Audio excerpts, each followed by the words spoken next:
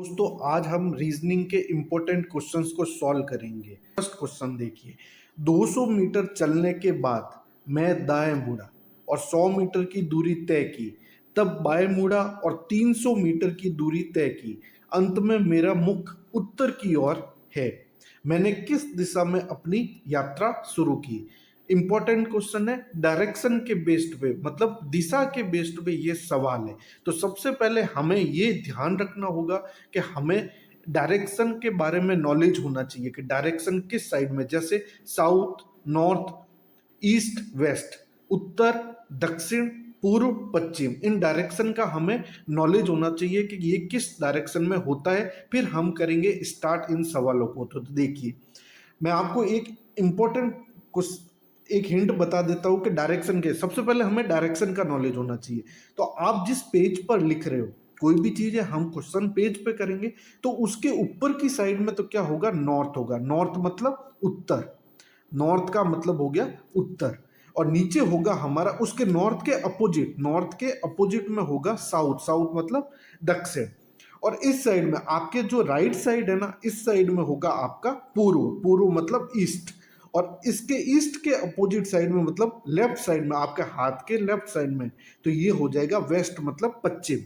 तो देखिए, नॉर्थ ऊपर, साउथ नीचे, नॉर्थ के अपोजिट में साउथ, नॉर्थ के अपोजिट में उसके विपक्ष में क्या होगा, साउथ। ईस्ट आपके राइट साइड में है और ईस्ट के अपोजिट आपका हो जाएगा वेस्ट, ईस्ट के अपोजिट वेस्ट। ईस्ट मतलब पूर्व, वेस्ट मतलब पश्चिम, एंड नॉर्थ मतलब उत्तर और साउथ मतलब दक्षिण। ये आपके दिशाओं का। तो इनडायरेक्टली हमने क्या बोला कि ये होगा आपका नॉर्थ, ये होगा आपका साउथ, ये आपका हो जाएगा ईस्ट और ये आपका वेस्ट हो जाएगा। तो ये आपको डायरेक्शन का पता लग गया। अब मैंने पूछा कि ये सवाल क्या है, 200 मीटर चलने के बाद मैं दाएं मुड़ा, मतलब मुझे स्टार्टिंग पॉइंट तो पता है कि मैं चल रहा हूं।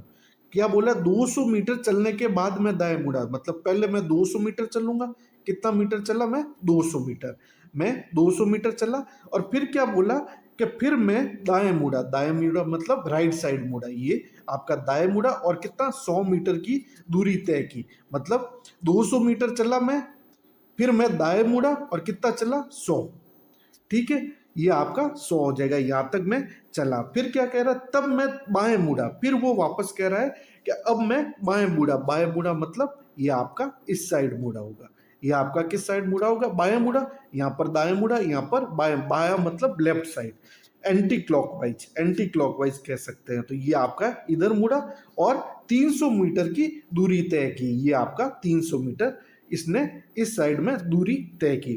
अंत में मेरा मुख उत्तर की ओर है, मतलब जब मैं लास्ट में यहां पर पहुंचा ना, तब मेरा मुख किधर था, उत्तर की ओर। उत्तर की ओर मतलब नॉर्थ साइड में, नॉर्थ साइड में था। यह यहां पर मेरा मुंह कहां पर था, नॉर्थ साइड में, उत्तर की दिशा में। तो मैं किस दिशा में अपनी यात्रा शुरू की, तो आप ध्यान से देखिए, अपने यात्रा यहां पर शुरू की। तो अगर ये नॉर्थ है तो नॉर्थ का अपोजिट आपका क्या हो जाएगा, साउथ। तो हमारा राइट आंसर होगा साउथ। तो मैंने यात्रा कहां से शुरू की, तो यात्रा मैंने साउथ से स्टार्ट की। तो ये बेस्ड क्या है, डायरेक्शन के। आपको डायरेक्शन का नॉलेज होना चाहिए कि इस साइड में नॉर्थ है, नॉर्थ के अपोजिट में साउथ, इस साइड में ईस्ट है, तो ईस्ट के अपोजिट में आपका वेस्ट हो जाएगा। तो ये आपका राइट आंसर होगा साउथ। सेकेंड क्वेश्चन देखिए, आपको एक सीरीज दे रखी है। सीरीज क्या दे रखी है, आपको एक सीरीज दे रखी है कि 1, 2, 5, 10, 17। तो ये नेक्स्ट क्वेश्चन मार्क की जगह पे क्या आ गया, तो सीरीज दे रखी है 1, 2, 5, 10, 17। तो इस क्वेश्चन मार्क की जगह पर नेक्स्ट संख्या, नेक्स्ट नंबर क्या आएगा। तो आप ध्यान से देखिए कि 1 से 2 होने पर हमें क्या किया, +1 किया। 1 + 1 2, 1 + 1 इज इक्वल टू 2। हमने एक में एक जोड़ा तो क्या आया, 2 आया। फिर हमने क्या किया, 2 में क्या जोड़ा, 2 में हमने 3 जोड़ा, तो 2 + 3 5। फिर हमने क्या किया, 5 में हमने 5 जोड़ा, तो 5 + 5 कितना आ गया, 10। फिर हमने क्या किया, 10 में हमने 7 जोड़ा, तो 10 + 7 कितना हो गया, 17। तो अब देखिए नेक्स्ट हम क्या जोड़ेंगे, तो देखिए 1 3 5 7, मतलब क्रमागत विषम संख्या जोड़ रहे हैं। पहले 1 जोड़ा, फिर हमने 3 जोड़ा, फिर हमने 5 जोड़ा, फिर हमने 7 जोड़ा। तो अब हम 17 में क्या जोड़ेंगे? 9 जोड़ेंगे। 17 में हम क्या जोड़ेंगे? 9 जोड़ेंगे। तो 17 प्लस 9 कितना हो जाएगा? 17 प्लस 9 हो जाएगा 26। तो हमारा राइट आंसर होगा 26। ऑप्शन डी हमारा करेक्ट आंसर होगा। नेक्स्ट क्वेश्चन देखिए, देखिए कौन सा दिया हुआ है? दर्पण प्रतिबिंब। दर्पण प्रतिबिंब मतलब ये मिरर इमेज का क्वेश्चन है। मिरर इमेज का क्वेश्चन है। ये आपको 4 आकृति दे रखी है। ये जो है ना 6, ये जो आपका 6 दे रखा है, इसका मिरर इमेज क्या होगा इसके रेस्पेक्ट में? अगर यहाँ पर हमने मिरर लगा रखा है तो आपको पता होगा इसका क्या होगा? मिरर इमेज इस टाइप का हो जाएगा। ये आपका इस टाइप का मिरर इमेज होगा। तो देखिए ये ऑप्शन ए भी गलत हो जाएगा, ऑप्शन सी भी गलत हो जाएगा, ऑप्शन डी भी गलत हो जाएगा। तो ऐसा कौन सा दिख रहा है? तो ऑप्शन बी हमारा करेक्ट आंसर होगा। नेक्स्ट क्वेश्चन देखिए, लुप्त अंक ज्ञात कीजिए। लुप्त अंक मतलब मिसिंग नंबर का ये क्वेश्चन है। मिसिंग नंबर का ये क्वेश्चन है। तो देखिए क्या करना है?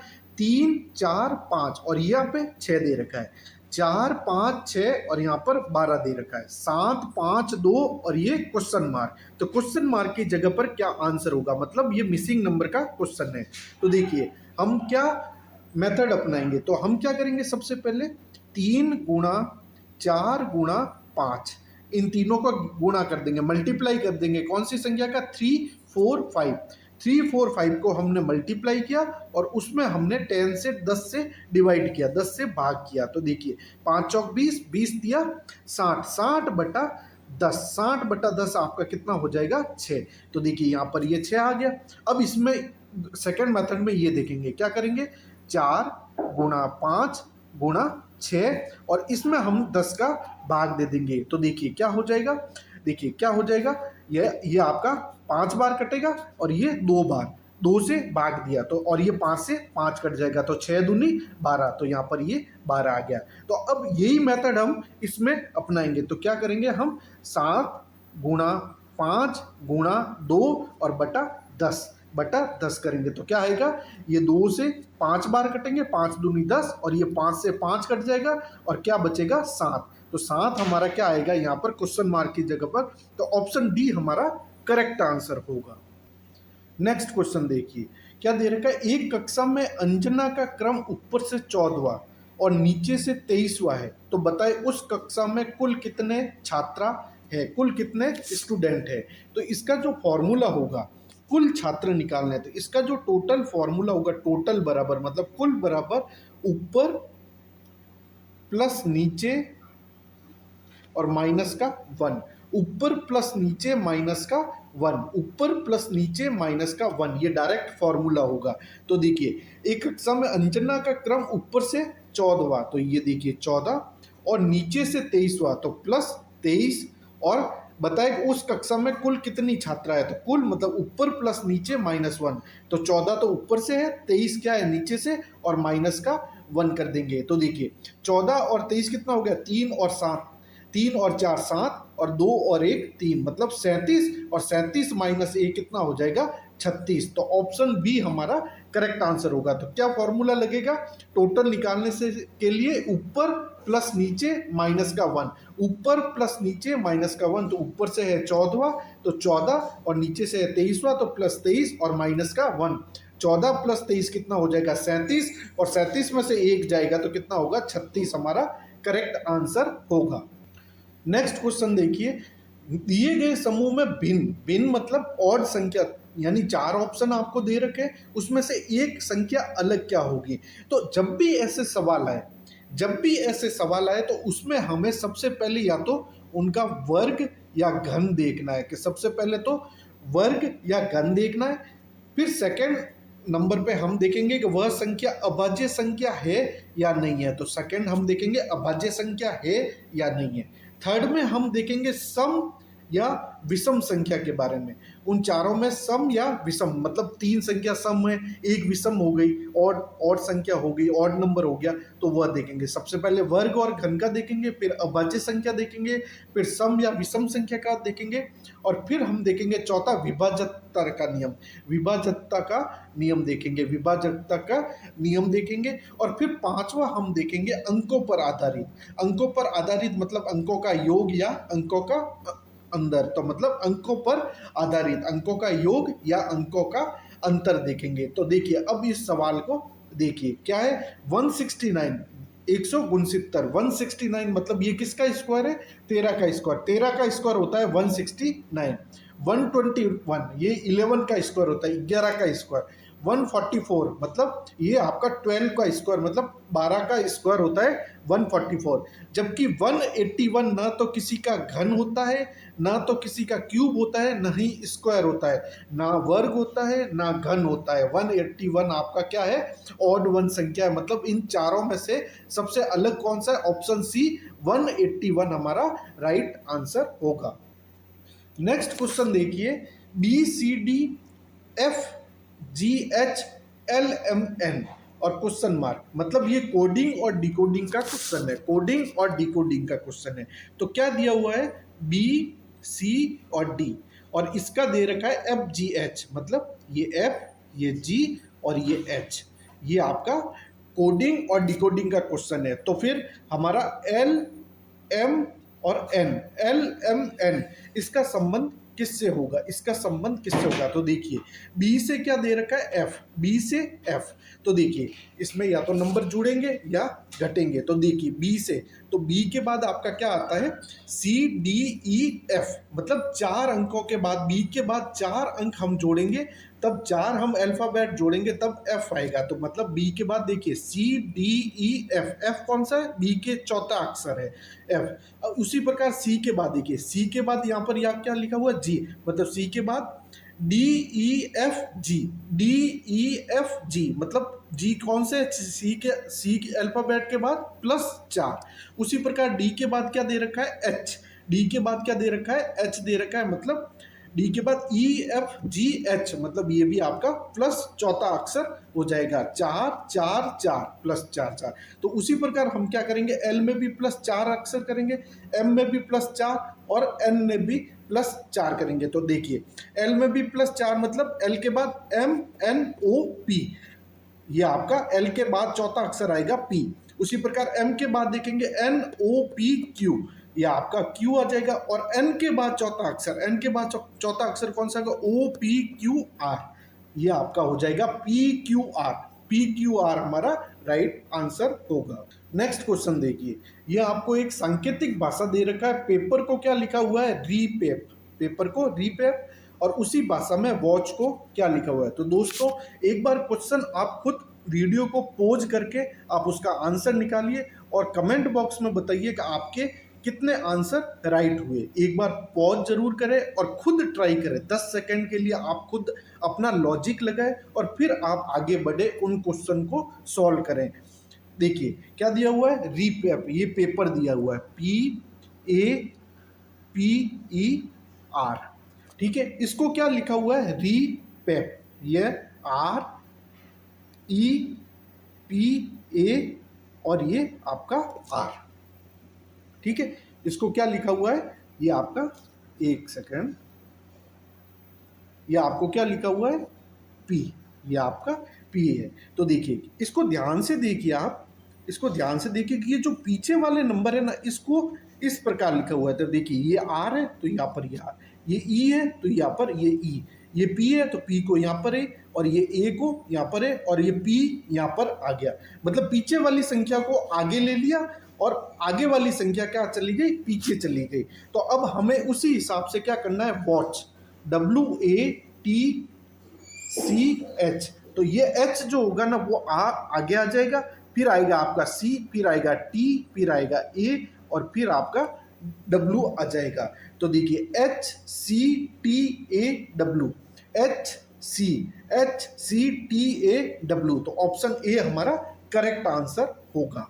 नेक्स्ट देखिए ये क्वेश्चन दे रखा है कि मनोज के अनुसार उसकी बहन अंजलि का जन्मदिन, उसका बर्थडे 17 सितंबर के बाद और 20 सितंबर के पहले है। मतलब मनोज के अनुसार उसकी बहन अंजलि का जन्मदिन क्या है, 17 सितंबर के बाद और 20 सितंबर से पहले।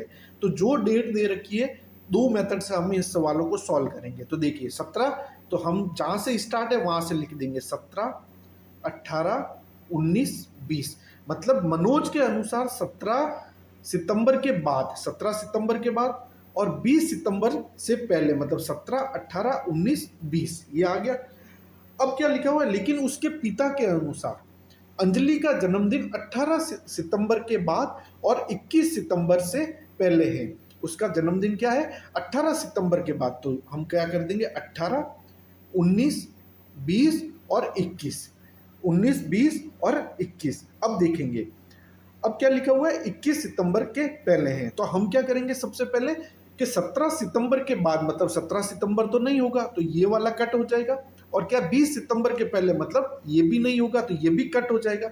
अब क्या कहा है, 18 सितंबर के बाद, पिता के अनुसार 18 सितंबर के बाद, मतलब ये 18 को भी नहीं होगा क्योंकि 18 सितंबर के बाद का पूछा है। और फिर क्या है, 21 सितंबर के पहले, मतलब 21 सितंबर पहले, 21 सितंबर को नहीं है, मतलब ये आपकी दो संख्या है, ये दो संख्या कट हो जाएगी। बचा क्या, 18, 19 ऊपर मनोज के अनुसार और उसके पिता के अनुसार 19 और 20। जो इसमें कॉमन आएगा ना वही इसका राइट आंसर आएगा। तो कॉमन क्या है, 19। तो 19 हमारा राइट आंसर होगा, ऑप्शन डी ये हमारा करेक्ट आंसर होगा। ये तो फर्स्ट मेथड था। सेकंड मेथड देखिए कि जो लिखा हुआ है 17 सितंबर के बाद, 17 सितंबर के बाद और 20 सितंबर के पहले। 17 सितंबर के बाद मतलब 17 भी नहीं लेंगे और 20 सितंबर के पहले मतलब 20 भी नहीं लेंगे, मतलब 17 और 20 के बीच के जो नंबर है उनको लेंगे। तो 17 के बाद क्या है, 18, 19 और 20 सितंबर के पहले कौन सा है, यही 19। मतलब हम 17 भी नहीं लेंगे और हम 20 भी नहीं लेंगे, ठीक है। अब उसके पिता के अनुसार 18 सितंबर के बाद, मतलब 18 भी नहीं लेंगे, 18 नहीं लेंगे और 21 सितंबर के पहले मतलब 21। तो हमारा क्या आ जाएगा, 19 और 20। इसमें कॉमन क्या है, 19। तो हमारा 19 करेक्ट आंसर होगा।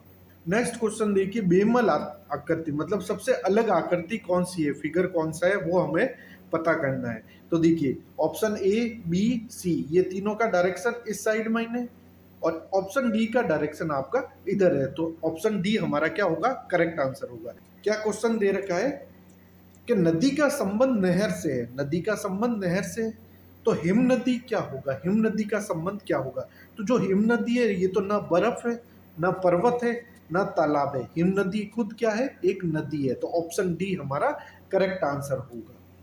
दोस्तों ये वीडियो आपको कैसा लगा, आप इसको ज़्यादा से ज़्यादा शेयर कीजिए और कमेंट बॉक्स में लिखिए। और जब भी रीजनिंग का क्वेश्चन आए, रीजनिंग क्या होता है, लॉजिक, आप अपने लॉजिक से कितने क्वेश्चन को सही कर पा रहे हैं, खुद के लॉजिक लगाइए। रीजनिंग का मतलब होता है कि आपने कितने मेथड ट्राई किए, मतलब कोई भी क्वेश्चन है आपने 4 मेथड ट्राई किए, चारों के अलग आंसर आए और 5वां मेथड ट्राई किया जो कि आपके ऑप्शन में दे रखा है, तो ये आपका करेक्ट आंसर होगा। ये चारों मेथड आपके आगे के क्वेश्चन में काम आएंगे। जितने मेथड आप ट्राई करेंगे उतनी आपका लॉजिक स्ट्रांग होगा। Reasoning is logic not concept, concept नहीं है, लॉजिक है। आप जितनी बार ट्राई करेंगे आप खुद पाएंगे कि आपके क्वेश्चन आराम से सॉल्व होते जा रहे हैं। तो दोस्तों कमेंट बॉक्स में पूरा बताइए कि आपके क्वेश्चन कितने राइट हुए। Thank you.